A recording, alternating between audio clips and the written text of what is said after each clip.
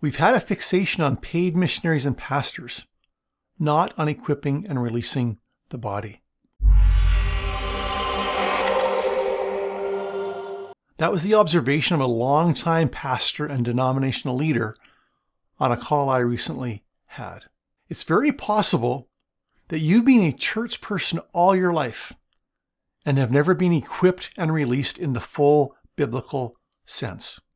Despite the fact that Ephesians 4 says, Christ himself gave the apostles, prophets, evangelists, the pastors and teachers to equip his people for works of service, so that the body of Christ may be built up until we all reach unity in the faith and in the knowledge of the Son of God and become mature, attaining to the whole measure of the fullness of Christ. Which means that if his people are not equipped, the body is not built up. We do not reach unity in the faith and knowledge of Jesus, and we do not become mature. So this is a big deal. Despite the clear biblical directive of Ephesians 4 to equip the saints, and the clear call of Jesus to make disciples, and just a side note here, equipping the saints and making disciples is the same thing. Despite this biblical clarity, many churches focus on teaching, but never equipping.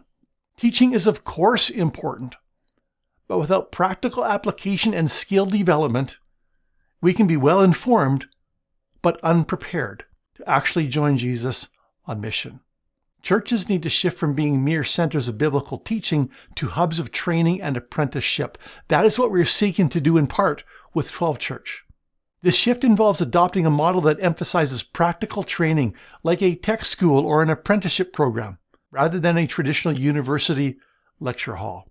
This has huge implications for our Bible colleges and seminaries, especially those that present themselves as ministry training centers, because too often, they too are simply knowledge dispensers rather than equippers for disciple-making ministry.